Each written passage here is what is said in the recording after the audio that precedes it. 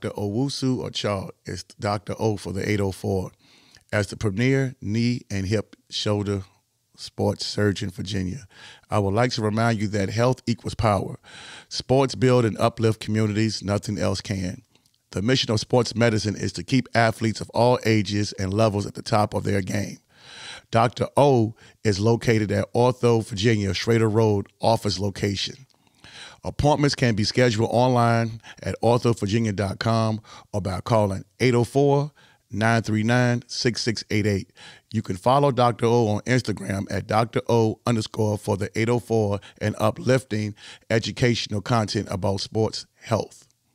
Hi everyone, I'm Coach Rick Stockel. I am co-owner of Newman & Dunn Real Estate here in Central Virginia, as well as I am a high school boys basketball coach at Monacan High School. I've sold over 1,300 homes here in Central Virginia, and I would love to work with you and your family in your home buying needs.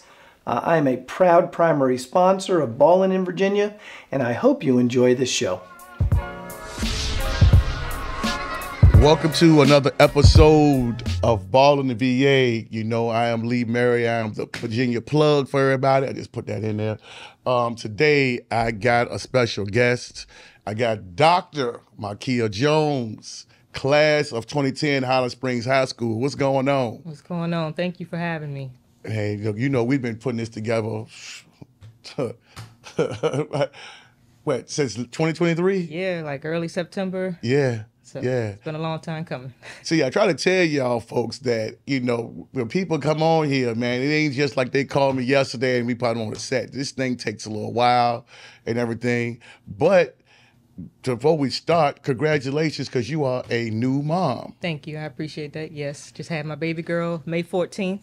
So she's doing well. She was 3 weeks old officially yesterday. So she's growing into her own little personality. So it's a blessing to be able to carry a child and bring in a healthy baby girl. And she's a fellow Taurian, so she is on my team. Yes, Taurus, we rule. Just to let y'all know. So, yeah, so first off, when we get started, how's everything been going? Everything's going well. A lot of new beginnings. Again, I just had a baby girl May 14th. Mm-hmm. Just bought a home, closed on a home a week before I was due. Got married in 2022. Well, congratulations. So definitely things are falling in place for me. I can't complain at all. Got my business, Jones in Motion, LLC.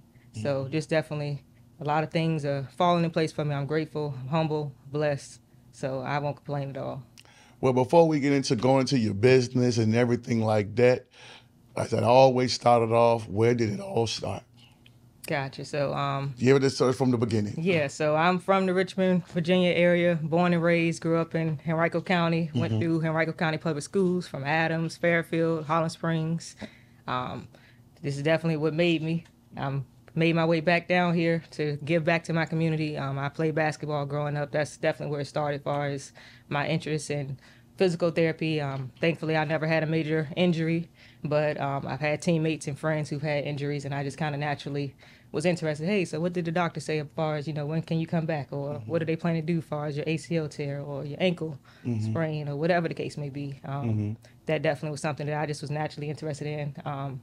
Again, as an athlete, I want to make sure we got the best players on the court at all times. So I want to know, when can you get back?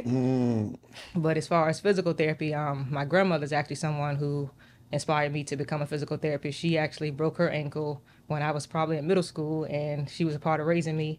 And just seeing her go through physical therapy and seeing how she was able to recover from that inspired me, like, hey, there's something I can do one day, being a physical therapist, just going to the sessions with her, seeing how, she started off not being able to put any pressure on her ankle to slowly kind of gaining her strength, mobility, and now she back to doing what she want to do, traveling, living her best life at 70 plus years old. She probably got more life than some folks half her age. So that's definitely an inspiration for me, and I'm thankful that she was still here to see me become that doctor, because I'm the first doctor in my family, first college graduate, so definitely breaking those generational curses and just changing the narrative. So I'm thankful that, I still have my grandparents around to be able to witness that, folks that inspired me to give back to them. So that is dope, because I tell you, man, I wish my grandparents were still here, but I lost my grandmother in 2018, 85 years young, but she saw me finish a lot of things and saw my son graduate high school and be able to get to college. And she passed away his sophomore year in college. But the point is, she got to see all of that. My granddaddy didn't, but so much. But again, I tell people, man, our grandparents, they staple of what's going on. Oh, definitely. And after these grandparents leave, man, we gonna be in some trouble, man. Because they the last of the Mohicans. Yes, definitely. And I tell people, I don't know how these days the grandparents are much younger and younger nowadays, and I just think that from a standpoint that they don't really kind of know. We got a lot more rebels out there, I should say. That's kind of better be nice, but I would just say for me, I'm a product of being raised by my grandparents, so I'm just like, hey, I think I turned out right. Oh yeah, me as well. It was a village to raise me. I lost my father when I was 10 years old, so my mom, she definitely had a lot of folks that helped her. She still stood on business and did her thing as a mom, handling things by herself. But my grandparents were definitely influential with just taking on some of those tasks and filling those gaps. And a lot of cousins, uncles, mentors, male figures that stepped into that father role. So definitely takes a village to raise the kids these days. And I know this generation sometimes can't even say nothing to people's kids. No, you can't. So it's starting to change as far as just how people was raised. I'm from that generation. Yes, ma'am. No, sir. For those elders. Me too. It only takes 10 seconds to stand and hold the door for somebody. If you see somebody struggling in the grocery store, hey, ma'am, do you need help? They look like they lost, using good character, good judgment, just trying to, show that respect. Mm-hmm. And see, there's a thing about it, back in the day, and it's funny that I would always say, man, y'all sound so old. But it was, they say back in the day, you can go down the street, and if you would, like me, I got caught throwing rocks at an old broke down school bus, and somebody up the street, by the time I got home, they called my grandma and told my grandma, hey, maybe was throwing rocks at a busted windows. I'm like, what? Like, don't be throwing it. Like, grandma, I ain't. Like, right. The bus already had busted windows. You know what I'm saying? But, but that's how it is. Now it's called snitching and all this other stuff. And I'm just like, and just to look at my granddad, when he came home late, he was a cement truck driver. So when he came home, it was just like, just to look at my granddad, I was like, all right, I ain't gonna mess it up. Yes. But my grandma did a lot of the disciplining and stuff like that. My granddad, it was just a force. Like, if you get past my grandma, go to him, then it was a wrap. Yeah, and it's funny you say that. I definitely got a shout out to my papa. He passed when I was a sophomore in college, but he definitely was also a staple in my life. Like you said, he was not the disciplinary one, but if I looked into his eyes and saw that I disappointed him, it hurt me worse than any beating or, any disciplinary things that he could do. So I definitely wanted to make sure I made them proud. My grandma as well, they didn't really have to discipline me too much because once I did something wrong the first time, I definitely learned from it and made sure it didn't happen again just because of that family, atmosphere. You can't keep doing the same thing. That's right. Obviously, you got to learn from it. It's okay to make mistakes, but you got to learn from those and grow. If you keep making the same mistakes, then it's like, all right, now. You kind of walking in the same tracks. You got to keep pushing forward. You can't keep going back or staying still. Let me ask you something. Like, both of us, like you said, was talking about off camera, we was talking about your dad. Yeah. You said your dad went to Armstrong. Oh, yeah. He came out around 88, stuff like that. So again, you are a product of parents that came up in the city, but we was able to provide and send the kids to the county school. Definitely. How did you think how much that helped you, with that? I know you didn't have any decision in that, but again, we said, hey, you know what? We just kind of want to hear it from your perspective. Right. So as I mentioned to you, my dad, he grew up in the Fulton area, which if you're from Richmond, that's not the best part of town. No. But he made the best of it. And the 10 years that we did have together, I would have never known that he grew up in that area because he made sure that I didn't have to go through that struggle. He made sure I was always good as far as school clothes, food on the table, exposing me to different things, especially sports. He was the one that introduced me to basketball. So, okay. Even my mom, she went to John Marshall. She's originally from North Carolina, but when they came down here, she went to, I think, Wilder as far as middle school. Yep. Started off at Henrico and then went to John Marshall. But again, just having that exposure and them wanting to provide me a better life definitely set me up for a good future, which obviously is coming to fruition for them, just laying that foundation. So.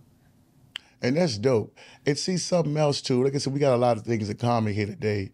And you mentioned also the picture that is actually behind you. Oh yeah, shout out to Team YBC and just that whole Jones family, Baby Charles, Trina, all of them. That's family. It's that Jones. I'm a Jones, so we definitely hold high standards and that legacy. And it's funny because, like I said, I was telling you, you know, me and him grew up together. We've known each other since Head Start. And like I said, our birthdays are 3 days apart. Okay. Another Torian, you Okay. know, May 6th. Yeah. I'm May 3rd. Okay. And like I said, you know what, we miss him so much, man. You know, that was a tragedy to not only the family, but to this city with the things that Baby Charles was a part of and what he was doing. So, you know, shout out to him. And you was a flower girl in the wedding. Yes, definitely a full circle moment. Again, I got married September 9th, 2022. I definitely sent him and his wife, Trina, an invitation. Trina came to the wedding. So it was a full circle moment for me to be a part of their wedding and then have them come to my wedding as well. And again, that's family. They always support me in everything that I do. And likewise, whenever I'm able to support them in any events they have in or milestones, I'm always there. And that's dope. So like I said, product of the city. And she actually made it out, and now she made it all the way up to being a doctor. She paid for these letters of her name, so we're going to make sure that Doc gets that. So going right into that, what made you decide to want to get into physical therapy? Like, you know, because not only you went to become a therapist, you did PT, but then you decided to say, okay, I got to go with my doctor. That's a lot of reading, a lot of school. Oh, yes. Break it down for the people that say, I want to do it, but I don't know if I really want to go through all of that schooling. Funny you say that. So again, I'm a first generation college grad. So I went to James Madison University for my undergrad. Again, being in that sports realm, for as basketball was my main sport. I played softball, ran track. Just, you know, being around people who had major injuries kind of just sparked interest. And then I went to Hermitage Sports Med program. I definitely feel like that was the first kind of exposure that I got to, like, you know, anatomy of the body. Okay. Just that, you know, first aid and CPR stuff. And then obviously when I went to JMU, they don't have a PT program, but I majored in health sciences with a minor in substance abuse prevention. Okay. Talked to some of my advisors about PT school. And I'm going to be completely transparent.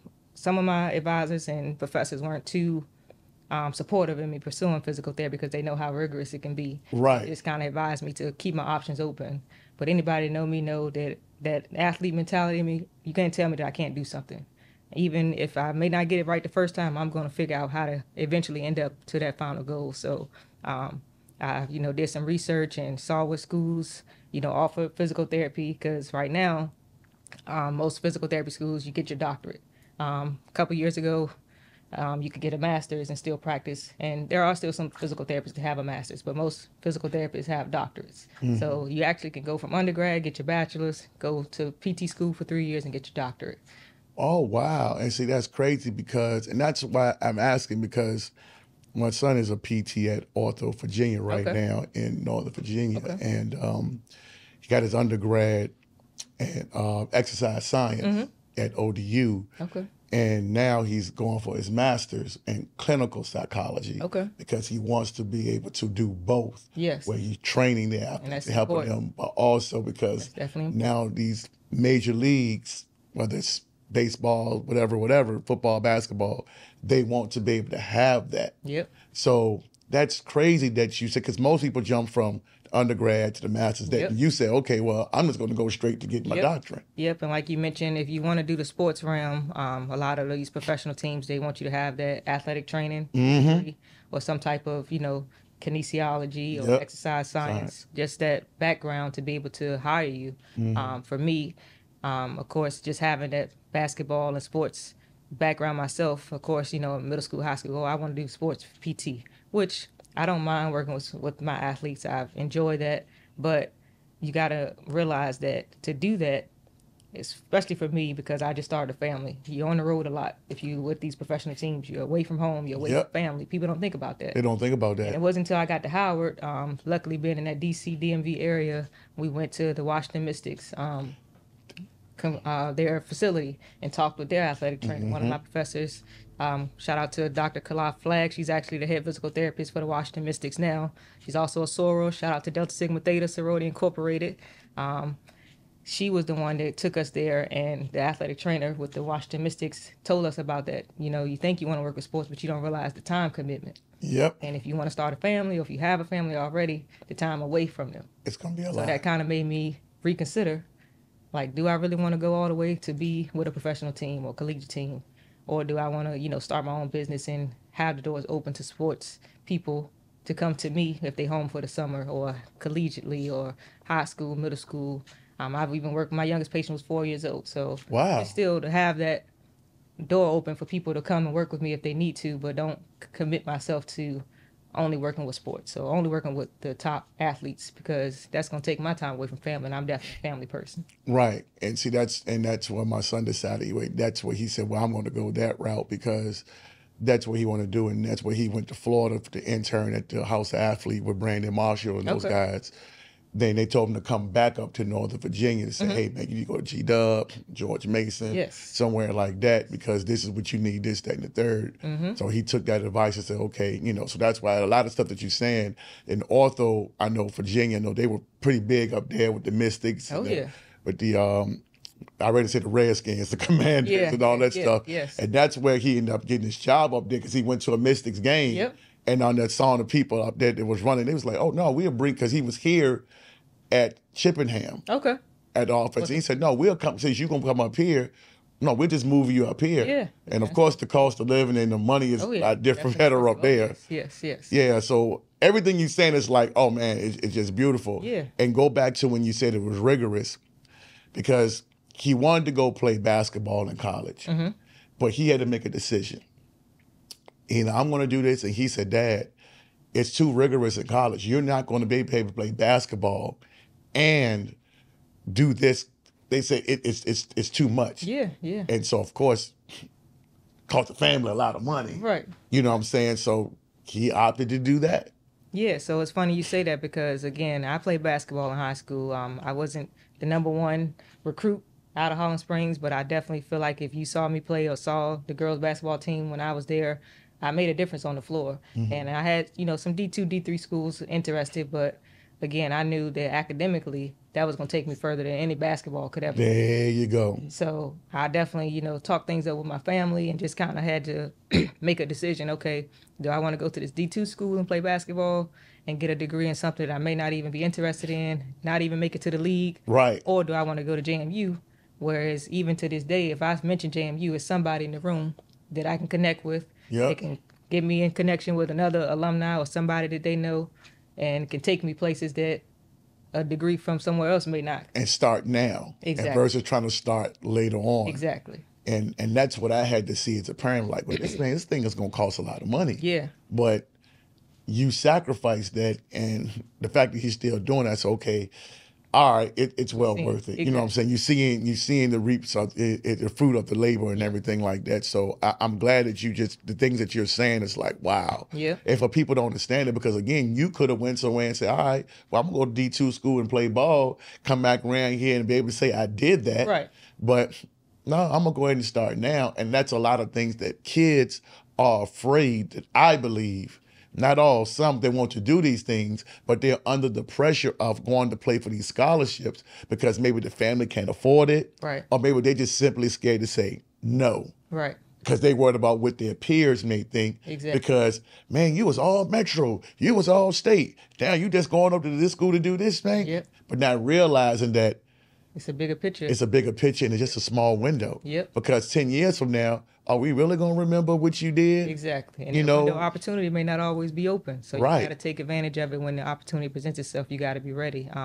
It's funny you say that, because even, you know, I went to school for physical therapy up in D.C. Just recently moved back down within the past year or two to the Virginia side. I was up in Fredericksburg, my husband and I. Then we just bought a home down here in Richmond. I would come home to like the different, you know, summer leagues at Ben Wallace Gym. I know they now got the Love Day. I've been up there a few times. Shout out to CJ. My cousin Jamar Abrams, he definitely be doing his thing there. So I definitely, a couple guys that I know that play, so I try to go and support them, and I run into folks who saw me play and be like, oh, you still balling, or can you still play? You still got that bad left hand? Which is fine that people remember me from basketball, but that's not all that I want to be remembered as. And I think pursuing this doctorate degree proves that I'm more than basketball. I'm bigger than basketball. I can still incorporate the basketball, the background that I have into physical therapy, especially when I have those athletes to come. I've had a few girls that came, especially when I was practicing up in Fredericksburg, that played for the local schools. And I, just because of who I am, casually like, oh, you any good? And they like, yeah. And I think a lot of times they know that's the normal answer. But for me, I'm going to make sure that you are good. So if you come into me for ACL recovery, when I feel like that you're cleared or you in the right window to start, doing those cuts, okay, bring your basketball next time. I'm not even going to tell you we're going outside to see if you can get past me. Because my biggest thing when I played basketball was defense. So if you can get past me, then you may be... See what I'm saying? And I won't no slow guard. So if you can beat me far as suicides running back and forth, then I know you're ready to return to play. But a lot of therapists don't do that. And I don't need a basketball court to do that. We can use the lines in the parking lot. You can bring your basketball. I can bring a basketball. We can definitely simulate some of those cutting moves and things that you need to do on the court that you may not feel like you're ready for. But when I make it a challenge or put you on the spot, if you are really a competitor and an athlete, you're going to step up to the challenge and prove that you're ready. And see that, and you know what? I'm so glad that you said that, because again, it's more mental when you're trying to come back from these serious injuries. Because back then, like I said, you are what, 32, 33 years old. Dr. O, who's helped sponsor this podcast, shout out to Dr. O. Dr. O is about 35 years old, so it's so great to see young doctors. And I just want to say thank y'all for even trying to, look me up. It's like I'm not qualified to sit and talk to you guys, but you guys come here and y'all trust in me and talking to this audience to kind of grow your platform, because again, we got young doctors, you got young Black doctors that are in this city that we don't know that you can actually get help, because out here, like I said with Dr. O, the medical field, it's really bad right now. And you can't get people to be honest with you and very transparent about what's going on with your physical health. And that's one thing that I pride myself in, especially folks of color. We're not as educated as other cultures just far as going to the doctor regularly. We don't want to do that. Yes, I saved quite a few patients just far as having a blood clot in their leg. Quick story, my uncle, he passed because his doctor, after a car accident, oversaw that he had a blood clot, told him to go to physical therapy. He ended up having a pulmonary embolism and died because it wasn't caught by the doctor. My uncle passed away 2 years ago from the same thing. So anytime I suspect it's a DVT or, a blood clot, I'm sending them to get checked. And of course, men especially don't always want to go, but I share my story to tell them why I'm so passionate, why I'm so, strong on my opinion. And if you don't have one, great, but at least we know for sure, versus, oh, you may have one, you may not have one, and you go to sleep and you don't wake up. So I definitely try to educate them on the signs and symptoms. Men, sometimes y'all ego get into absolutely. Think that they can return to work or think that they're ready to go back to playing basketball or whatever it is that they in physical therapy for. And I'm like, take your time. This is why you're in therapy. You don't want to rush that process. You got to trust the process. And if you listen to me and follow what I'm telling you, then you'll get back to doing what you want to do. But you don't want to go back to being a construction worker or working on something and your knee is not strong enough and you fall again and now you're back out of work for longer than what you had originally anticipated. You got a family at home. But these are the conversations I can have with people because I can relate to them. You're a single father or, you're trying to support your family. I understand that, but at the end of the day, you got to let your body heal. See, and that is, for where I go to, because I'm about to go a whole lot of different places now. Where can we contact you first? Because I know we're going to get to the Jones Emotion, your new business. So, where can we contact you first? So right now I'm on Instagram and TikTok, Jones Emotion _LLC. You can email me, jonesdptmotion.com. If you have any questions or feel like you need my services, we can definitely chat and connect a little bit further, and I can see how I can best help you. I'm in the process of getting a website up and going and just trying to continue to build my platform, but those are definitely the ways that you can contact me in the time being, and we can definitely connect and link. Yeah, because that's how we connected. So just to let y'all know, that's how she got here today. So we connected. So, and we're going to actually have that on the screen too when the podcast come out. So excuse me, we're going to get all of that stuff.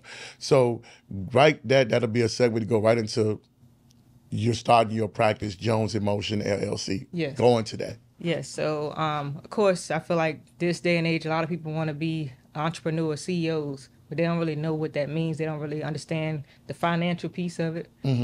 Just the foundation as far as, okay, what are you doing that hasn't already been done? And again, for me, I have that sports background. even though physical therapy is just not sports related, I can definitely work with sports related injuries because I'm qualified to do that because I have the education. I also have the experience of being an athlete. So I know, you know, the competitiveness that most athletes, if you're a true athlete, how quickly you want to get back to, you know, your return to play. And I know how much I can push you. A lot of, again, back to my guys, not to downplay guys, they the ones that always, you pushing me a little too hard or you bending my knee a little too far. I'm like, do you want to get to that 130 degrees or do you still want to be at 110 when you go back to your orthopedic doctor? That's right. So you got to have a little pain. Again, I'm not trying to hurt you or make you jump off the table, but I got to push you a little bit. You got to get past that little comfort zone that you are used to because you haven't been pushed. That's why you in therapy. Now, if you want to go home and try to get your range of motion back on yourself, then do it. But again, just, you know, trying to make sure that from my business, you know, being a woman of color, a doctor, I didn't see my first black physical therapist till I went to PT school. Wow. And again, I shadowed in different places, orthopedic, home health. I did nursing homes, didn't see not one black physical therapist. Wow. But that didn't deter me from pursuing it because, again, I have an undergraduate degree from James Madison University. So I feel like that set the foundation for me to be able to be in a room with people who don't look like me and still feel comfortable, still be comfortable in my skin, still have a conversation, an educated conversation, and not feel like, oh, man, I'm in here with the dean of my college and I can't, I'm stuttering to talk to them. Like, yes, they're still a person. They're still human. Even with me, people are like, oh, you got a doctor. You big time now. I'm still Marquia Jones. That's right. Yes, I have these letters in front of my name and even behind my name, but at the end of the day, I'm still me to the core. That's right. So that's one thing that I want to make sure I stay true to myself. And if you don't like who I am, that's fine. You don't have to come to me. But I'm going to be honest with you. I'm going to push you as far as I think that you are able to be pushed. And if I push you a little too hard and I feel like I need to back off, then I will. But that's when clinical judgment comes in. And again, if we have similar interests or similar things that we have in common, then I know that I can relate to you and share certain things with you to make you trust me. Because obviously trust is a big thing in the medical field too. Just because of our ancestors, different, labs and things that were done, especially for dry needling. That's something that I do. I know I've mentioned that to a few of my friends and family. They're like, dry needling, needles. I don't want to do that. Yeah, go into that too, yeah. But once I kind of explain what it is, show them a few videos, and just be like, I control the whole process. So if at any point you feel uncomfortable, I can always take the needle out, and we don't have to do it. But at least you can say you tried it. Myself included, obviously I have to get trained. I had to do courses to get, certified to do it. I wasn't too keen on being dry needle, but I like doing it on other people. But I can't, encourage you to get dry needle if I never got it done, because I can't tell you what to expect. I can't tell you, is it going to hurt? Well, it depends, because my pain tolerance may be different from your pain tolerance. But I try to tell people I control the whole process of that session. So if at any point it's uncomfortable, you want me to stop, just let me know when I can. Don't feel like you got to sit there in pain and agony to prove that you can get dry needle. Explain what the dry needle is, because I've been seeing that on your clips and everything like that on Instagram and stuff like that. Dry needling is basically a modality that physical therapists can use as a way to help you improve your recovery a lot faster than just putting my hands on you, giving you some exercises, and you go home and do that. The needle goes into a tight muscle and basically helps release that muscle, whether it's tight, sore. That dry needle can really pinpoint that specific muscle. I'm a physical therapist. We're experts of body, movement experts. We've taken anatomy, so I know all the muscles are. People, you're not going to, prick a vein or prick an artery. I'm like, that's why I have a doctorate degree. It's not just somebody off the street poking you. Yeah, this ain't Ray and Pookie doing all that stuff. So, again, I know my anatomy. I feel around. I'm talking to you the whole time so that you feel comfortable. Again, I let the people know several times throughout that session, if at any point you feel uncomfortable, let me know. And there are some contraindications or things that may keep you from not being able to get it done. So, like if you have a pacemaker, if you have any blood thinners, things like that, there are certain criteria that you have to not have to be able to get it done. So we do go through that before I ever put a needle on you. Everything is sanitized. I have on gloves. Even family. Yes, we family, but blood is blood. I don't want to mix anything. So before you go in there, again, your family gonna look at you differently. Yeah. So the family, they like, girl, I remember I put Pampers on you. You ain't gonna do all that stuff. I appreciate that. But at the end of the day, I'ma still treat my family like I want somebody to treat my family, if it's not me as their therapist, I want to make sure that I'm doing the same thing that people pay me to do on a day-to-day. If my mom or my grandmother need dry needling or need their knee tape, I'm still wiping off the area. I'm not just going to halfway do my job because you're family. Do they trust you though? Like, oh, yeah, because a lot of times, like now you got your doctorate and your mama gonna be the biggest, probably your grandma be like, yeah, you know, Kia, you know she got her doctorate, you need to call Kia, whatever. Yeah, then you got some cousin be like, man, I ain't messing with her, man. I put Pam, she don't know what she doing. Right. Because you got those type of family members that do that. And of course you go to those family functions, somebody pull you to the side because my back. Yeah. You know, what can I do? Or my neck, I was in an accident, which, you know, I don't mind giving you that general information, but at the end of the day, I always tell them, you know, always go back to your doctor. And, and our community and some folks from those minority communities don't have a general practitioner. They don't. So I try to educate them like, well, these are some doctors that you may want to look into. And I know for me personally, most of my doctors look like me just because I feel like you're more comfortable when you have somebody, not necessarily even your doctor, but whether the nurse is black or if you're, you know, Ethiopian or Hispanic, just somebody in the building that you feel like has that cultural competency. Right. And it makes a difference because I went to ortho for the first time in 2019. Mm-hmm. And I had Achilles tendonitis. I didn't know what it was. Mm-hmm. I just knew that I could not put on my left shoe and my heel was just hurting. Mm-hmm. I went to my primary doctor. He had me go take all these x-rays. And I'm like, yo, and then I remember going to Henrico doctors and they put me through this thing. He said, it looks like you got a splinter in the back in your heel because I guess it was something that there was. I said, I ain't got no splinter in my heel, but it did on the screen. It shows that. So of course you pay all these fees and stuff like this, and he come back, it's like, well, we can't find nothing. I remember them taking me on this gurney, going down the hallway, and I'm sitting up here like, and I thought about it. I said, wait a minute, let me call. You know, I called Dr. Reese, and I was like, yo. Hey, let me call ortho. I forgot because my son, he was an assistant coach at Trinity. Okay. So I said, let me use my resources. Yeah. And the time, and then he come in, he touched I said, hey, Doc, I'm talking about down here. Right. But he was like, no, it stops right here. You got to get to that point of, you know, where exactly it's starting because you may have pain in your knee, but the problem is somewhere else. Yep. And I didn't know that. I said, look, I just know that I'm folding down my shoe and I'm walking, dragging my feet. I'm like, look, I'm in pain. Yeah. And at that point, you know, so from that point, I understood it.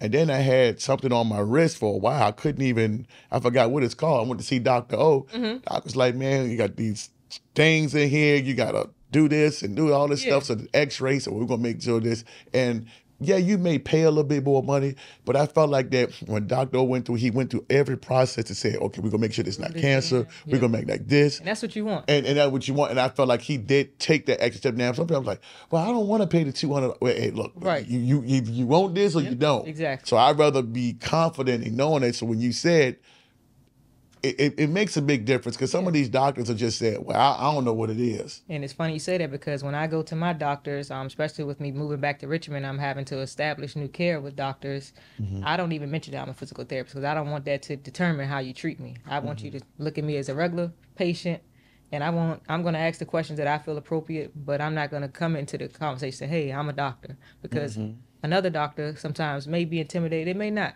but they also will change how they treat you. They will. And not to say that's a bad thing or a good thing, but I want you to treat me like you would treat somebody that don't even have a high school diploma. Right. Talk those layman terms to me, break it down. If I don't understand, you need to figure out another way to explain it to me. Yeah. And I also advocate that to my grandmother because, again, she's the one that inspired me to be in this position that I'm in. So when she goes to the doctor and she tell me, oh, I forgot what they said, I don't understand what they said, I'm like, well, call them now while I'm here. Right. Or these are the questions you need to ask when you go back, because sometimes I feel like those older people are scared. They're scared to ask a question. They just want to go what the doctor said. Exactly. I'm just gonna go and everything the doctor say don't mean you got to do it. That's just their opinion. You can always get a second opinion. That's right. And that's one thing that I'm big on, especially if I don't feel like what you're saying is correct or lining up with what I know from my educational background. Mm-hmm. I'm going to ask you those questions. Why did you pick that? Mm-hmm. Or why do you think I should go this route versus this route? Or what's your success rate? Those are questions they're not expecting. But I went to the doctor one time and I asked the doctor about some blood work that had gotten done. She highlighted some things that I, were kind of borderline, but nothing to be too concerned about. And there was a particular blood thing that I wasn't familiar with, and I just, out of curiosity, asked her, what does this mean? And she couldn't even tell me because she never really had anybody answer that. And I know it made her feel probably a certain way, but I was curious.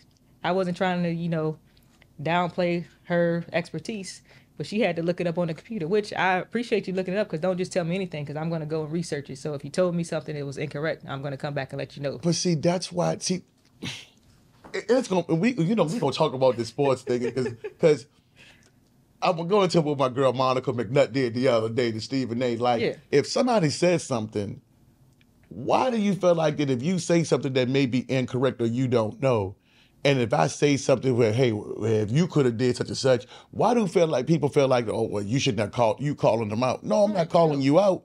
I'm just correcting you, because if this was the case, then this would have been done. Right. So if you knew this, you would have said such and such. But if I didn't ask that, you'd have let me walk right up out here, and I still would have been dealing with whatever it is. And that's the part that I can't stand, where we felt like in our community that if we ask certain questions, it's like, you want to feel like a certain type of way. Like, no, we do. I'm like, no. Because when I talk to doctor, when I talk to people, they're just like, listen, man, and not to be funny, and excuse me, Zach, I'm just trying not to be funny, but when you go to other communities, they're going to ask these questions. You go to Northern Virginia where they got all that money. You think they're going to sit up there and say, well, if little Timmy got a problem and you can't figure it out, you think little Timmy going to sit up there and be like, well, I don't know what we're going to do, man. You think they're going to sit up there and be like, oh, no, we ain't dealing with that. We just going to deal with that and just let it be. They're going to find and make sure, or you're not going to leave up at their office until they get an answer. So why can't we do the same thing in our community? Exactly. So that's one thing that I definitely, especially for my family, friends that talk to me about things, because sometimes I feel like family, friends, and associates, they think that because I'm a doctor of physical therapy, I know about their medicines that they take in or other things. That's general medicine. Or things that I may not be sure of. I don't mind saying, hey, I don't know, but I can reach out to colleagues or different people. Like, I have friends that are pharmacists. If there's a medication that you're taking that you don't feel like making you feel good, I can find out, like, hey, based on this person, they got high blood pressure, diabetes. Is this a medication that may, affect that or have side effects? Is right. They may need to go back to their doctor and say, hey, doc, can you switch my medication because, my blood pressure been low for the past week and I just started this medication. People in our community don't always do that. They're like, the doctor prescribed it, so I'm supposed to be taking it. I'm supposed to be taking it, right. And they just leave it. It's like, you can't do that anymore. It's too much. One of my homeboys told me like a couple of years ago, he said, man, back when my grandma was 50, my grandma died when she 80. Back when she was 50, she had a triple bypass surgery. That was a death sentence. Back in those days, back in the 80s, like, wait a minute. Now you do a triple bypass surgery, you home in 2 days. I'm just like, now you be like, oh, because the technology has changed. The information you get access to is so much different. And that's why I'm so glad that, you reached out to me and said, hey, you know what? Because these young athletes, we got so many people are playing sports and they're so active right now. And even me, the working everyday person, you still have these injuries. If I just twitch something wrong, like I said, I still don't even know how I got, he told me, he said, well, he said, I know females get the Achilles tendonitis because they wear high heels. Those high heels, And they be kind of pulling on them. I said, I didn't ever know that. So he said, depending on the type of shoes that you're wearing, they're probably pulling on it and stuff like this. Time it may have kind of got worse and worse. It got worse and worse. Starting to talk to you. And you tell me something, I couldn't eat. Oh my God, I tried everything. But then he told me what it was, and I'm gonna tell you, I went to the physical therapist. And I went and he said, well, you can go for a couple of weeks and just go ahead and do that. It was feeling so good. They put me on that table. They was rubbing that thing and just rubbing that heel. And he said, I said, what are you doing? He said, we got to move the inflammation around. And I was like, I'm going to keep paying for this thing. It felt good. So I'm able to walk around. So anytime I get to do it, and then I had to pay attention to what I was eating too. Yes, that's a big thing. I'm glad you spoke on that. Again, I just brought a beautiful baby girl into the world, so I definitely feel like I'm more aware of what I'm eating because I'm exclusively breastfeeding. So what I put in my body, she gets. Right. So I want to make sure that, as a family, we're all eating better, especially Black community. Diabetes on both sides of my family, hypertension, none of that I have. That's right. I am asthmatic, I'm anemic, so I've been looking at ways to, eat things, spinach, just different foods that I can. Got to wash your foods now with all the pesticides they putting on this stuff. So just doing things starts with eating, staying active. You don't have to go out and play sports. You can go walk on your lunch break. That's right. Minutes. Just build that stamina up, get some type of cardio in. Just little things that you can do for yourself versus going to the doctor looking for a prescription. And it's all boils back to education. Not saying that you got to go be a doctorate to know these things, but reading a book, looking online. You know, people quick to Google something, but make sure you're using the right resources that Google provides, because WebMD sometimes may not be the best, but just make sure that it's reputable things that you're reading and not just some type of feed that random people with no college educational degree or expertise in whatever the topic is that you're looking at. Just make sure it's reputable so that you can educate yourself and read up on it. And then once you do, maybe you can go back to your doctor and say, hey, doc, this is what I read up on, you know, hypertension, about foods that I can eat or exercise. Do you think that this is okay? Yeah, you know, we love soul food now. Exactly. We love that fish. And I do definitely love it. Yeah, we love that fried chicken. Oh, yeah. If you, again, back to my grandmother, she's definitely the matriarch of the family. Yeah, we love them seasoned greens. Yes. So I'd be trying to educate her, like, Grandma, you ain't got to put all that. Yeah, we can't put all that butter in there. Just a little bit of butter, baby. Yes. I'm like, wait a minute. You can't put no butter on a bird. Set in their ways. She from North Carolina, so that down south cooking. There you go. That part right there. Again, if you know my family never had a plate from my grandma's house, you know she throw down. It can be a regular Sunday. She cooking like it's Thanksgiving. They have the pastor come over. The pastor get the first plate. My granddad used to say, and you taking the plate out the door. And taking the plate out the door. Yeah, we got to make sure we take care of the pastor. And the black family, y'all know the church, the pastor, got to get the plate first. I'm like, oh my God, I'm hungry. I done worked all day. Why he got to come in here and eat? Definitely. So, yeah. So you know how it is. But it was funny. I want to go back to what you were saying earlier about where you're being pushed, where it might be a little bit of pain.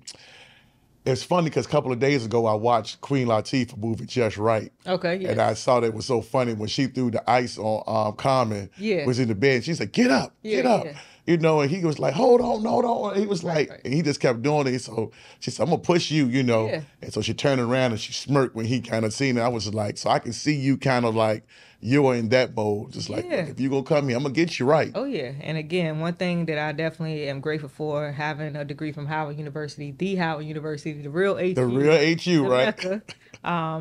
You know, as far as my program, you do what's called clinicals. Okay. So I had, you know, a clinical in orthopedic because that's, you know, obviously what I'm interested in. I wanted to do a sports rotation, but again, the professors, it just depends on contract and things like that. But one of my clinical rotations was in acute care, which is hospital setting. Okay. And that was my least favorite thing I wanted to do.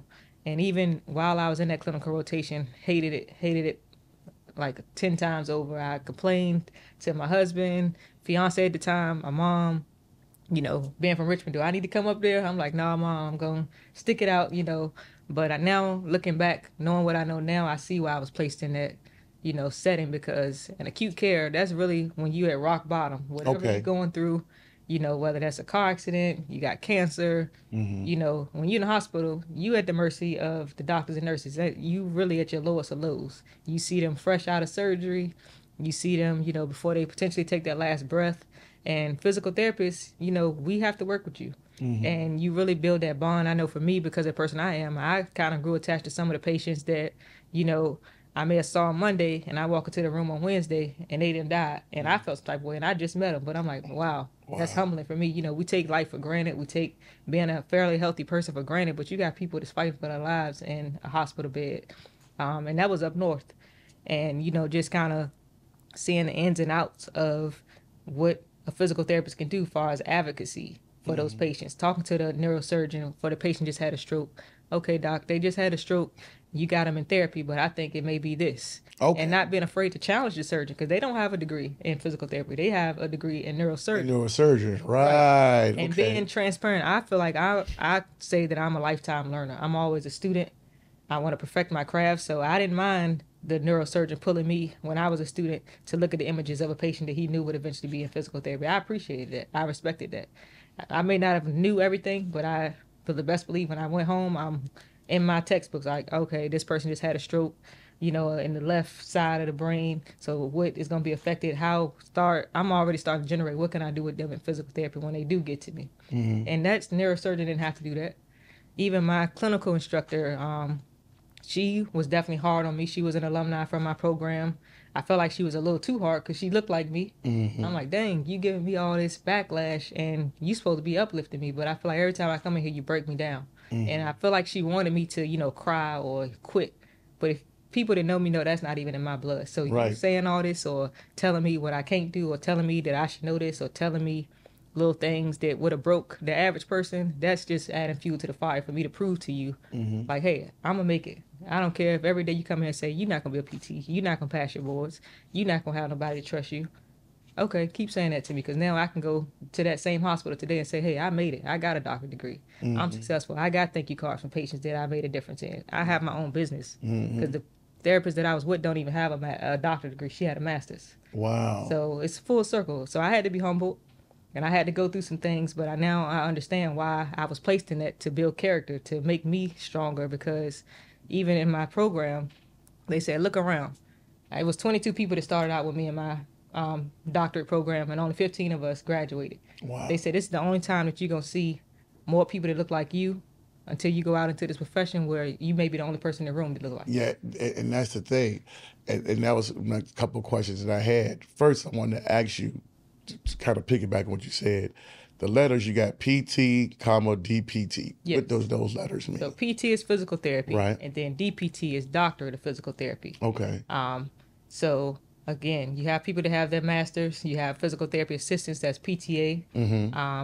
But again, now pretty much all programs across the board, you have to get a doctorate. So that DPT, standing on business, you're a doctor, you know your things, you know your stuff in and out. So when you see you got to go to physical therapy, I would advise you to go to that doctor of physical therapy, because they have the latest education, the top research. And for me, again, I went to Howard University, which is HBCU for folks who don't know. And in D.C., only Howard University and George Washington University are the only PT programs in D.C. Right. And if you know anything about George Washington, it's a procedure school as well. Yeah, so they were trying to send my son there. Yeah, so we collaborated with them when we were there. And again, most of my classmates look like me. We had a few that were not black, but going over to GW, I don't think they had one black person in their class, which was fine. Right. But we had to kind of show them, like, okay, just because we don't look alike, we still have things in common. We can still work together and reach the people in the community in the DMV area and still all make it. We all passed our boards. We're all out here practicing. We're all successful, even though before this, we probably never would have crossed paths. So it's just kind of, you got to humble people. And also, sometimes you got to prove yourself. Even to this day, I've had patients that come to me, they look at me because of the color of my skin and question me about things or ask me little things that they don't think I know. And I break it down to them to the most simplest term to make sure they understand. And then they kind of ease, like, oh, okay, maybe you do know what you're you do. You're talking about, look, I paid a lot of money and put a lot of time into having these letters before and after my name. And people might not get a big deal, but it is a big deal because, again, we know, again, as people of color, we have to go to that extra mile. Yeah. And a lot of times people don't like to hear it because they hear that like, oh, here we go to Swan Song. But if you know, we have to go to that extra mile to prove ourselves. Yep. They say, okay, well, you just like, I'll give you an example. And I noticed some of this. I got a phone call yesterday. And somebody told me, was like, man, I think Lee is just somebody who just Google a lot of stuff and capitalize on this podcast thing. And I was like, that person said that? And I was like, wow. Because I'm like, if anybody who knows me, what I'm doing, and even I talked to Dr. O about this 2 days ago. I said, I've been doing this stuff all my life. I said, you could talk to Smile Reed, Baby Charles, all them. Smile Reed would tell when we was at Baby Charles at his the street signing thing, he was like, man, he said, I used to hate when you was a kid, when you used to break this stuff down, like he said when we was in middle school together. I said, if you know, you know. Right. And then the dude was like, man, he said, I'm trying to tell you, man. He said, Larry's been doing this for a long time. It's just that now we have platforms like this where we're able to do it. And I'm like, no, I don't have no doctrine or no degree or anything like that. It's just, I don't Google anything. Yeah. A lot of times, like I tell people, just for y'all to know, I'm going to put this camera there. I told you we won't do this, but I'm going to go ahead and do this. Just in case y'all didn't know, if you pay attention to the camera of my podcast, a lot of times I'm freestyling this stuff. I'm not even writing this stuff down. So a lot of times when I have people like yourself that's more distinguished, I have to make sure that I have some of this stuff because there's so many things that I may want to ask. But a lot of times I'm freestyling this stuff on the top of my head. Yeah. I don't even have to, you don't see me picking up my phone and typing some Google shit. Right. So for that person who said that, you're kind of a sucker for saying that stuff like that. But just for real, no, I don't do that. You just not as good as me. Sorry. Yeah, and Anyway, I'm sorry to take it off you, definitely. but It's funny I get what you saying that. because I always was told, when people not talking about you, that mean you're not doing anything. So Right. folks seeing you, they watch you. They may not like one video that you post. Right. They ain't gonna do that. We come from, a lot of times people in the black community, I hate to say it, they don't want to see somebody. They don't. And They for don't. me, I don't mind if somebody inbox me today asking me, what did you do to become a doctor of physical therapy? I can share my story. I'm comfortable in my skin. I know the plans that I have for myself, and I know that I'm going to be blessed regardless.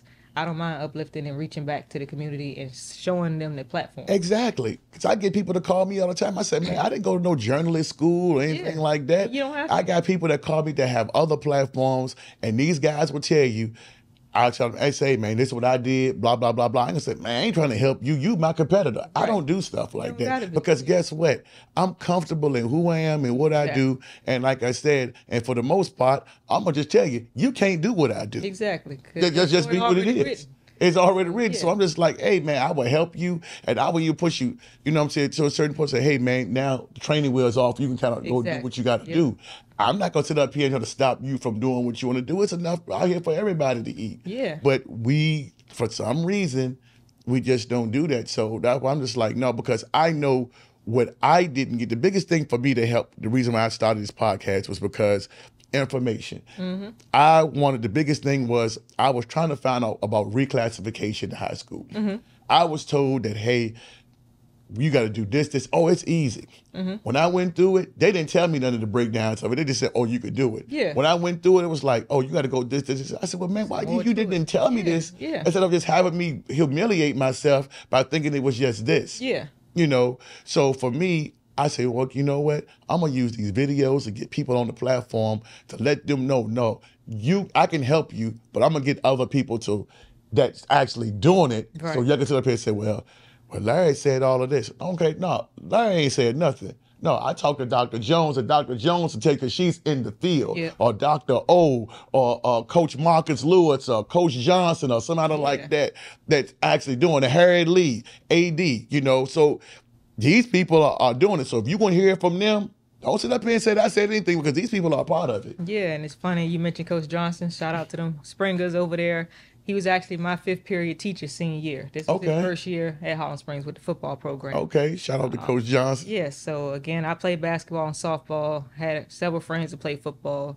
And of course, just having somebody new in the school, if you went to the Springs, we ain't no tough people to kind of just win us over. You kind of got to gain your respect.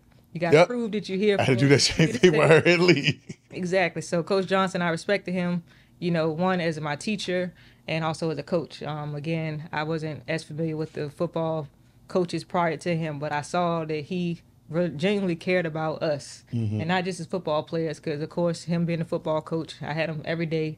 Folks would drop in, Coach J, talking about sports or whatever. He took the time to kind of pour into us about life and tie into sports. And even for me, being a sports person, he would talk to me about, all right, Miss Jones. For some reason, all my male teachers, they never call me Marquia or Kia. They call me Miss Jones. And I respected that because, when you go out to the world, you want to be respected and not just, somebody downplaying you. But he always, pull me to the side, especially if we had a rivalry game coming up against Henrico, Verona.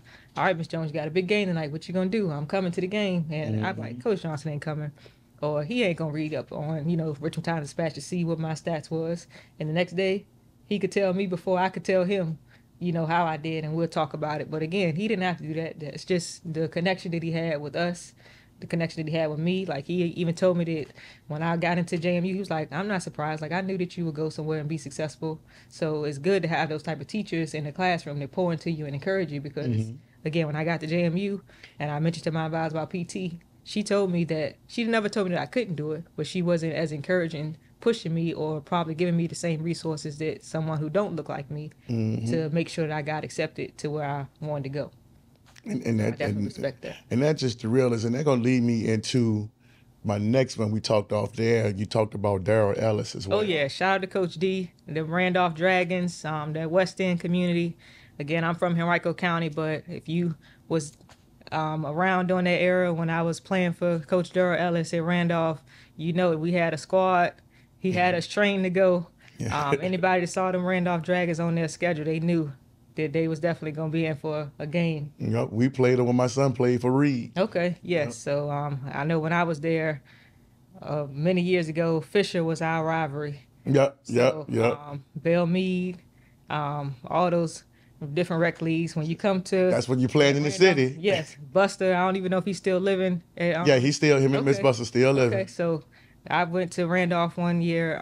It's probably been about 5 or 10 years ago, and I saw him in there. I hadn't seen him probably since I played for Randolph, and I asked him if he knew who I was, and he's like, "I know who you are." So it's humbling to have people remember you just because of the good character, the good kid that you was. Again, I didn't grow up on that side of town, but I played basketball, went to the summer programs there.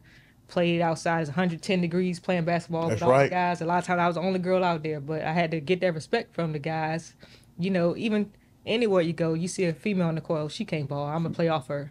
All right, now I done shot a few threes and made them. Now you up on me. Yeah, you got to get stamped. Yeah, you got to kind of get that respect on the court. So definitely being up there, got a couple bruises on my knees and scars and scratches. But, Coach D, he definitely took me under his wing and made sure that I was ready to play ball. And again, as I shared with you, he's the only coach that I ever played for that actually knew my father. Mm-hmm. And anybody knew my dad. People admire Kobe, which is one of my favorite players, is my favorite player. Mm-hmm. Kobe and Gigi relationship, I feel like my dad and I had that relationship way before they was a thing, because my dad took me to the gym when he played open gym. We'd talk about things he did, because I'm like, man, how you crossed him over like that? He's like, well, you got to practice. So now I'm out there practicing, trying to, do the same moves he did, shooting. I'm a lefty, he a lefty, just trying to replicate what he did. But he had to break down the game. Like, I don't just come out here and do it overnight. You got to put in work. You got to practice. You got to play against people that are better than you to get better. That's right. Because he would always, obviously I'm a girl, but basketball is a male-dominant sport. It's not a lot of girls. Back when I was growing up, they was out there playing ball the way I did. So, one of his boys got a son. Oh, I can beat your daughter. Okay, we'll prove it. And 9 out of 10, I would beat him. So now you got to humble yourself. Mm-hmm. Now you got to go back to the drum board. Yeah. So I definitely appreciate, the West End supporting me. Even to this day, if I go to the West End or pull up at Randolph, there's a lot of memories in that building and in that gym. So definitely some good times over there. And Daryl, he definitely got us to some championships, probably about 3 or 4 back-to-back, and just dominated every time. See, that's what I'm saying. A lot of people, I tell people, you got to go back to the city, even though I, lived in the county and stuff like that. But, you got to come from that city, man. Ain't nothing like that city life, man. You got to take it a step further. I actually started out at Humphrey Carter. That's in the middle, yeah. Yes, that's a staple. Plenty of summer leagues there. Yes. Travis and I stand out at John Marshall. Yeah, Travis McKay. Him and I, we got pictures of us playing at Humphrey Carter when we was yay high. And of course, he went on to be a Wake Forest standout. And, me and him, we still laugh to this day about how, I obviously felt like I was better than him when we was younger. And then he's standing over top of me. I'm 5'2". Yeah, Travis, I saw you coming out. I was like, you talk junk to who? Yeah, I definitely was. I wouldn't even call myself cocky, but I knew what I could do on the basketball court. I knew my talents, and I knew I was a tough girl. Mm-hmm. I was a tomboy. I'm going to go ahead and put it out there. I had a lot of male cousins. My dad, my papa, my uncles, they didn't really take too much slack from me as far as a bunch of crying or I get pushed down. Oh, you bleeding? Okay. Wipe it off and get back out there. Jam your finger? Okay. Tape it up, get back out there. It ain't, well, you can sit out for 2 weeks. You can miss school. No, we're not doing that. And see, that's the thing, man. When you get it from the mud, it ain't nothing like it. And you just go, it's tough when you're going through it. But you later appreciate all that stuff because it helps you with the adversity that you're going to go through with life. And a lot of times, that's the stuff that we talk about with these kids, like y'all trying to skip the process. Right. And trying to jump in and not go through that mud. You got to go through it, man. Yeah. Because, again, it's only setting you up because if you keep running away from these tough situations, there's nobody going to be able to save you when you go there to the real world. Yeah. The wolves are out there. Either you're going to have to, go through it or either you're just not going to deal with it all. And we know how that's ultimately going to end up. And we definitely don't want that, especially now because, you guys are going to be taking care of us. You know what I'm saying? I'm 50, so I don't look it. What I'm saying? But still, I don't want to be messing with these young people that don't know what's going on and stuff like that. So when you got people like yourself and Dr. O that's young and you're trying to get the community involved, which goes down to my next segue going into this. Now you're back in the community, like now with the Verona to the Holland Springs with your company, Jones Motion LLC. What can they expect from you, or what can you actually help them with? Are we going to see you more at the games, or what do we need you to do? Yeah, so I definitely want to, kind of just start getting back into the community and catching football games, basketball games. I've been out of the loop far as who the best players in the area. Of course, you can look online or you see people post little stuff, but just kind of supporting different schools and things like that. I got a few friends to coach. Shout out to Glen Allen head coach Jay Jones. Him and I went to school together. My guy. I went out there and did an open gym with them before I became pregnant, and that was definitely a good run for me. Sometimes when you get a little bit older, you think you can still keep up with these high school girls. I felt that a day or two afterwards. Yeah. Pick a ball with them. Shout out to Sydney Worsham. She doing her thing out there at Glen Allen. That's family. So I reached out to Jay like, hey, can I come just to, play open ball? Like, I'm not trying to be a coach. I'm not trying to take over. I just want to come and get some reps in. He welcomed me with open arms. Like, man, you come out here anytime. So that type of stuff I appreciate. You can just be yourself and reach out to old friends, even if you haven't talked in years, and, just try to help whenever you can. So with my business, I definitely just want to be representation, especially being a woman of color, having that, background from Richmond to JMU Harrisonburg to going up to Howard to DMV area, just being able to come back to Richmond and educate people and expose them to things that they may not have been exposed to or be exposed to if we don't connect. And that's basically what my business is about. Obviously, I'm a physical therapist, but that's not all that I want to provide. I want to be a mentor. I want to provide education, again, about health, because that's where it started. When I'm talking about things you eat, things you read, even your spare time. We live in a society where social media, everybody on Instagram, TikTok all day. Pick up a book and read.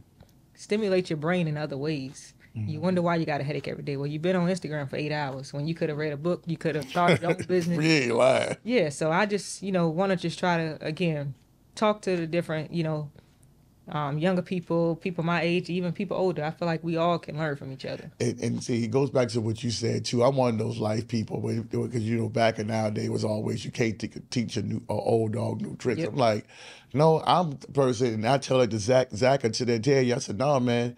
Whatever you guys can show me and teach me, I'm an open book. Yeah. So I'm not going to sit up here and tell you, no, I don't like getting beat. Well, I'm going to tell you some things that I might not like, but let's see how can we tweak this. Exactly. Can we add this?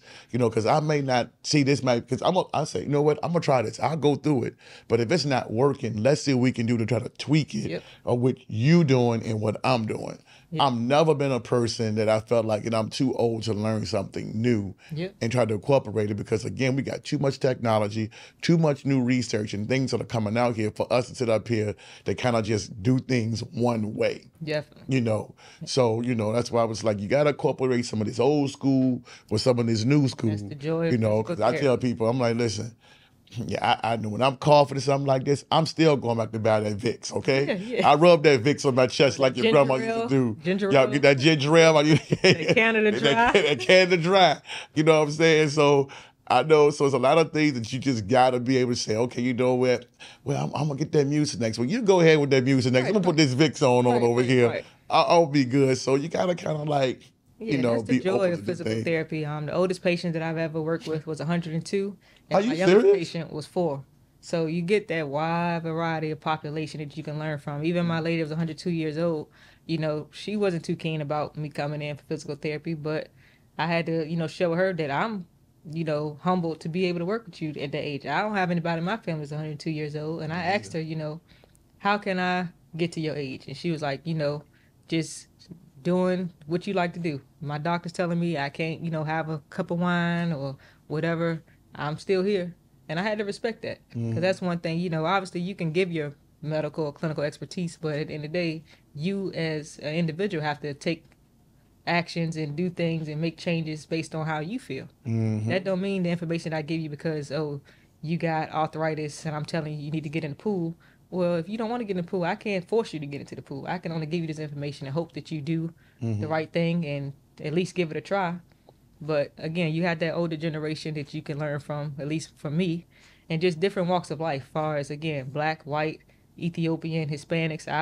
People think that I speak Spanish because I can communicate with my Spanish-speaking patients because I was in a clinical where that was a lot of the population. So I learned the basic, shoulder, knee. If I don't understand how to do something, I know how to say in Spanish, how do you say this? Because I don't want to, offend you by saying something wrong in your culture or in your language, because I think I'm saying it right, but it may mean something else. So I try to get clarity before I say something incorrect and offend you. And that goes back to that cultural competency, Right. showing that, hey, I'm trying to learn and trying to communicate with you and not just look at the interpreter the whole time or call somebody in, but I'm trying to connect with you on a personal level before we even get to the whole health or the reason why you're here as far as physical therapy. And I feel like a lot of doctors, whether it's physical therapy, orthopedic, general practitioner, nurse practitioner, you don't always have those bedside manners and just that down-to-earth spirit to make you feel comfortable and gain that trust. And that's definitely something that I feel like I want to provide in the Richmond area. Well, like I said, for me, like I told Dr. O, I said, well, shoot, now I got a couple doctors now I can call when it comes to stuff and do business with. So for me, I told him, I said, well, your number going to be on speed dial now. Yeah, So you can remember that because again, 20 years ago, I didn't have access to be able to call somebody now. The phone number that you had in your phone is to call a mechanic to change your brakes. Exactly, yep. Man, don't worry about going to the dealer. They pay $200. I can go to this guy with charge you $75. It is funny you say that, because a lot of times I use that as an analogy for my people of color. As far as your body is like an engine. Right. Your heart is the main source of how you fuel the rest of your body. So if you don't address that high cholesterol when I'm going through your past medical history, how do you expect to live to see your kids, grow old if you're not addressing these problems, that hypertension, diabetic? And okay, running your family, well, running my family too, but I don't have those things because I'm taking the actions and necessary things now to make sure that I don't have those things as I get older, because people think, oh, well, it's only a matter of time before you have diabetes because it runs in your family. Well, if you're doing the things that you need to do and keeping your health in a good standard, hopefully you don't have that. You can change that generational, not even a curse, but just changing that narrative that like, oh, all black people got diabetes, or all black people got hypertension. Yeah, all we want to do is drink red Kool-Aid and have a bunch of sugar, stuff like that.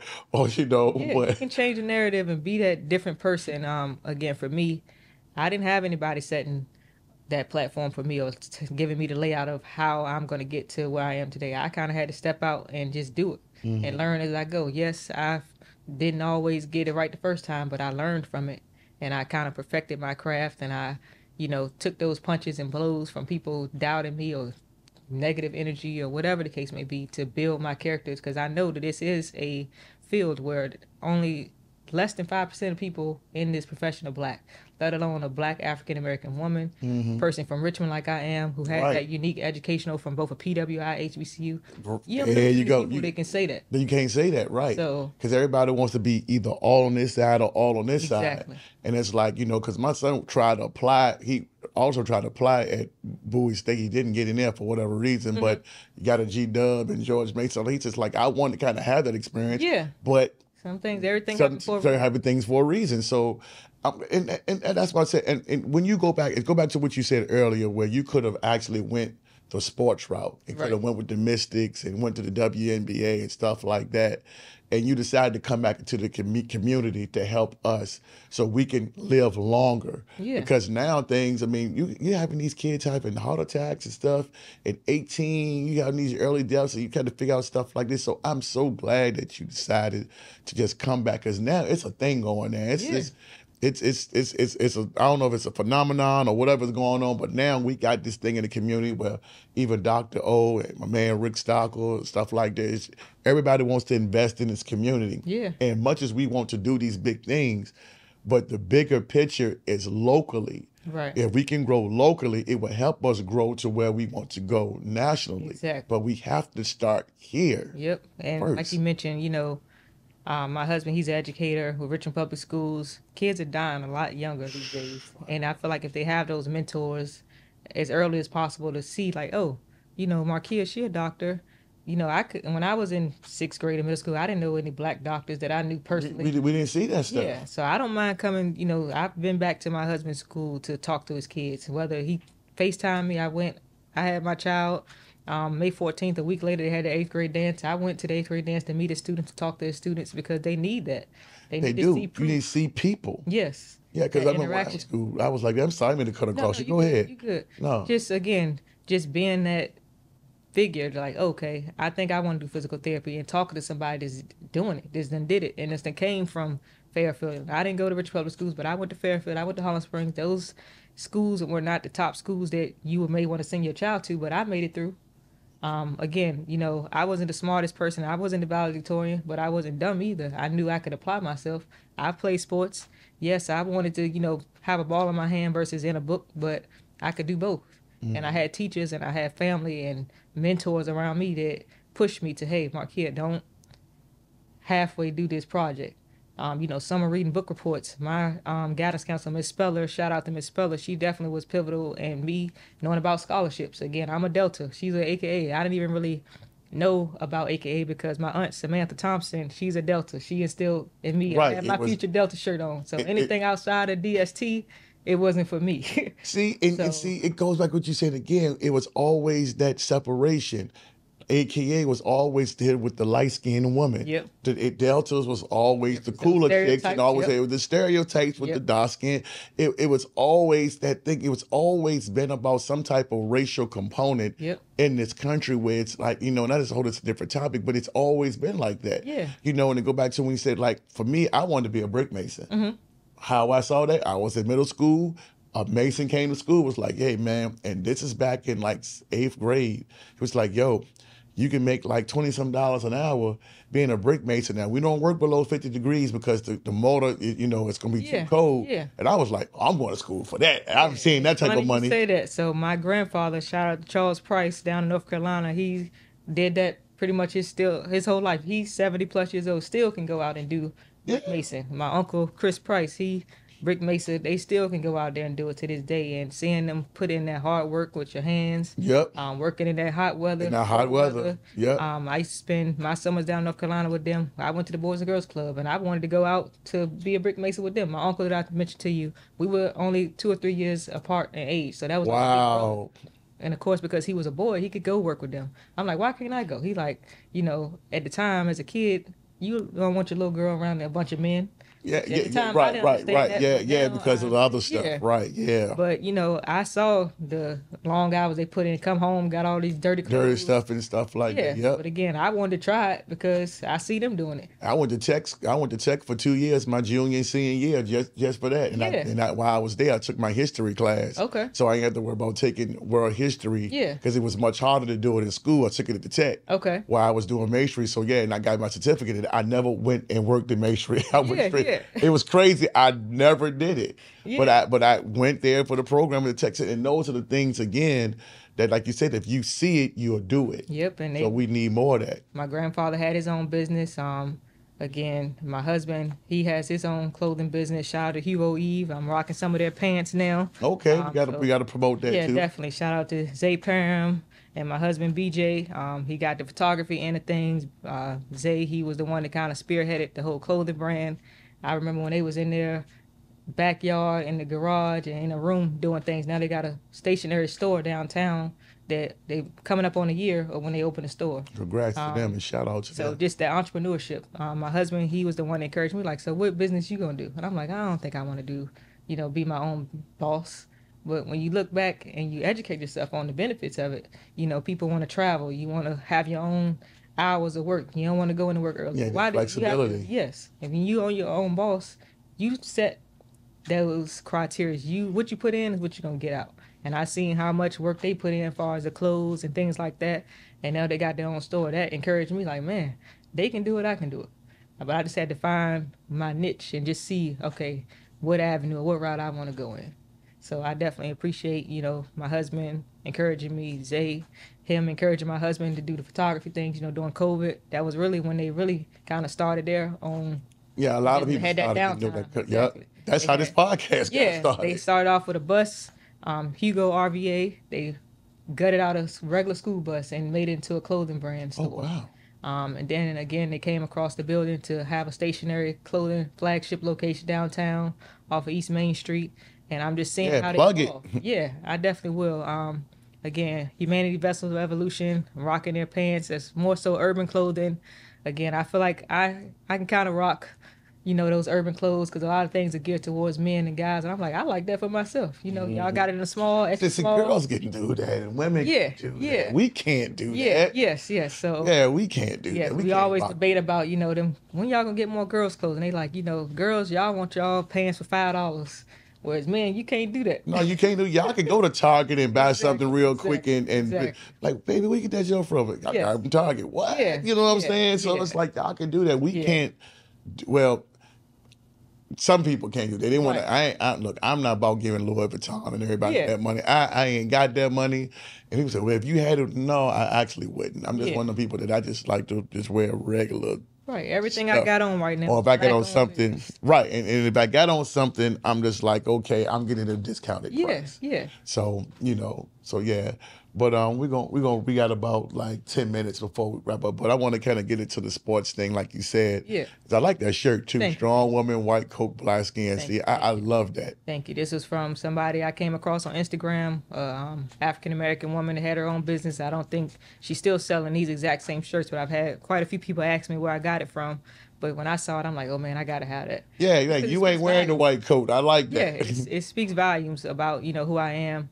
And as far as physical therapy, a lot of times when you go to your therapist, you don't always call them doctor like you do when you go to your PCP. Mm-hmm. And I have patients that, especially from minorities, like, no, I'm going to call you doc. Like we talked about that earlier. Yeah. You don't got to call me doc. I'm still Marquia at the end of the day. But I understand just that respect and just knowing that I got those letters in front of my name, giving me that respect and calling me doctor. I definitely appreciate that. Yeah, I'm like, no, we can't, do that. I said, because like I said, your family members and, the people that's close to that grew up with you, of course they can do that. You know what I'm saying? But from people on the outside like myself who's getting to know you, maybe down the line that'd be the case. But I'm just like, no, I'm just like, hey, doc, because I just want to give you that respect. And again, I want people to know who I'm standing behind, who I'm talking to. You know what I'm saying? So, and things we're going to talk about some stuff off camera I'm going to do too, because like I said, you got CJ's Summer Leagues coming up and stuff coming up too. Pop up down there. At Varina, so in the East End. So I plan on being there, we're going to definitely support that, and everything like that. But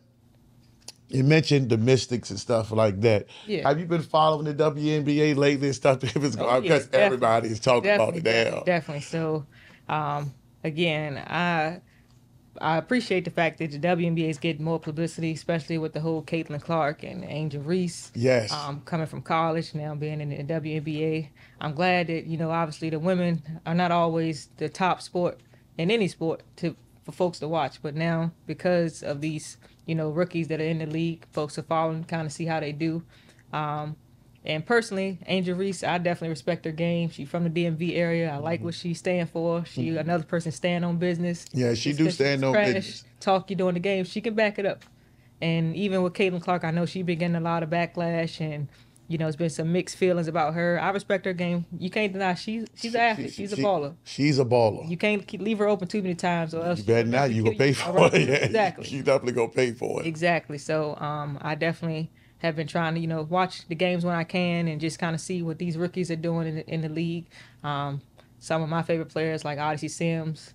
Point guard. Yeah, I was a point guard, so I always watch some of those point guards that's in the league just to kind of see, how they playing. I still got that athlete mentality in me. I'm like, okay, that crossover was nice, so that pull back, step back, okay, she nice with it, So I'm glad that people are respecting the game of basketball as far as the women's side, way more than what they did 5 or 10 years ago. Yeah. Even, Cheryl Swoops and all them people. Like, I had those jerseys when I was growing up. Of course, I had, the Jason Kidd, Kobe Bryant jerseys, but I still had the female jerseys on, too. Because at the end of the day, I am a woman. I was a little girl, and these are the stars that was, the highlight of my era. Even down to AI. He from the Richmond area. You couldn't tell me I want AI with the crossovers. I had the headbands. Daryl Ellis, he can tell you I had. Everybody, when it came when Chuck was coming through, I was Chuck down. I was like, man, that was my guy. Just for what he represented. Yes, with my name being Marquia Jones, people used to joke and be like, okay, you the female MJ, and because again I'm from Richmond, I'm like, no, I'm AI because I know he was from the Virginia realm. Mm-hmm. But again, MJ, Jordans I support. Even my patients, they laugh because they like, how many sneakers do you have? I always have on a pair of Jordans. And see, I love that. And I'm like, I still like to wear comfortable shoes. I don't have to have on, whatever shoes they may think is popular, whether it's Brooks or whatever. Like, you can still wear Jordans and come to work and still do my job. See, that was the thing. When you came in here, I was like, I swear I was getting my wardrobe together. I was like, I had my shirt, my WNBA shirt that had, I forgot what it says, some support our women or something. It's white with black. And I was like, I said I was going to wear that. Then I was like, okay. And then I was like, oh, my shorts, but I wanted to wear my shorts was dirty. So I couldn't wear that. I was like, oh, my God, I had to switch up and everything. So when I saw you come in today, I said, I wonder how she going to come in. She'll come in here with a uniform and everything like this. She came there. I said, oh, man, she dressed it down today. I love that. Yeah. Because, again, when we came up, we always saw it as a doctor. The doctor came dressed as a doctor or kind of dressed formal. But I'm like, no, you right to the president. Yeah. So you came in here like, okay, I can still look like this. Yeah. But if I walk the street, nobody would know that you a doctor. Exactly. Unless you actually tell them. Exactly. But people will, if you come in there with your white coat on and you just going to the grocery store, they're going to pick up something real quick. People's like, oh, she's a doctor. Yeah. But if you just walk to the grocery store, I would bet anything. I would lose all my money. I'm like, girl, ain't no damn doctor. Yeah, and that's what I want. I'm low key, humble. Like I said, I can have a conversation with somebody in Fulton, and I can have a conversation with somebody out of Short Pump, and not treat either one differently. Mm-hmm. Like, I just want to be true to who I am. I'm a sneaker phenomenon. I got a bag to say respect female sneakerheads. Shout out to Taylor Goldsberry. That's her brand, which I definitely feel like that's important because females, we can be casual too. But we can also still be college educated women. We can still be doctors. We can still be entrepreneurs and still be neck and neck with those men. We talked earlier about back in the day, the man was the head of the household, which I'm still a firm believer that my husband, he is the head of our household. But at the end of the day, as your wife, I'm right there with you. I got your back. I'm your backbone, whatever you need, whether it's financially, whatever it's mental, spiritual, whatever it is, we in this thing together. You don't have to look at me like, oh, my wife can't do this, or I can't ask my wife because she ain't got it. Right. If you need it, it's yours, vice versa. I want us to be in this thing as a team and not feel like we in competition. And that's the thing with these households and stuff, and that's a whole different conversation. Yeah. We could have went down and stuff like that, because that's a whole different topic. Yeah. But again, I just sat here and I could tell that that's how you are, because I just sat here. Not only you was talking about your husband, but look all the people that you shouted out when it comes to clothing brands and the people who have, that brought you up, that you kind of shouted out, damn, everybody, more than you even did your own business, that we here to talk about you. Exactly. But you supported and talked about everybody else. And I'm just like, man, it just shows the character. And that's just why I was like, man, no, I got to get you on here. You had reached out, and I was like, man, what happened to you? Because it just kind of fell off. But you was going through your pregnancy and everything like that. And the time was perfect, because I was like, okay, well, we can get you in here like right now, because it just happened to just, flow that way. Yep. So, but I'm going to get you out on here on this too. We got the NBA Finals coming up. Yes. You got Dallas and Boston. Please tell me you're not a Celtics fan. Of course not. I'm a Lakers fan, so I'll never. Okay, all right, okay. So you understand. You understand. Not. Thank you, Lord. Of course not. No disrespect to Celtics. They got some ballers over there, but as a Lakers fan, a diehard Lakers fan, I could never bet on the Celtics. Thank you. Me too. I've been a Lakers fan for 40 years. I'm just like, no, I can't do it. Yeah, no. I can't do it. Like, no. So I'm like, no, I'm rolling with Dallas. Yes. You know what I'm saying? Shout out, and especially I want to see Kyrie get another one. Oh, yeah. Especially with that brother been through the last couple of years. For sure. So if he can get that, I think that's just going to just do a lot of different things. Yeah. So, yep. So good. That's good to kind of get your input on that. Yeah. So, like I said, anything else you might want to just kind of shout out, or you want to go over real quick before we get up out of here? Yeah, like I said, definitely if you want to reach out to me as far as physical therapy services, just any health needs or whatever, I'm on Instagram, TikTok, JonesInMotion_LLC. You can also email me, jonesdptmotion.com. We can chat. Whatever information you may need from me. If I don't know the information, I can get you connected to someone who does. So definitely reach out. Don't be afraid to ask questions. No question is a dumb question. We can talk about anything. So I'm just here to inspire and to uplift, and definitely reach back to the communities to make sure that there's more doctors in the future that can have those accolades like myself. They want to do it, and just kind of show you the ropes and how to kind of share my story to help inspire you that you can do it as well. And look, 757-703-540, wherever you at in the state or if you're outside the state, you know, don't be afraid. Give her a call because, again, we don't know where this may go viral, where it may go to. But again, you know, like I said, in the words of Dr. O, you know, health is power. You know what I'm saying? So, you know, health is wealth, you know. So, it's not always what you know. Sometimes it's who you know. So just being connected to the right people at the right time, it will definitely take you a long way. So don't be afraid to reach out and we can connect in some way and on some platform.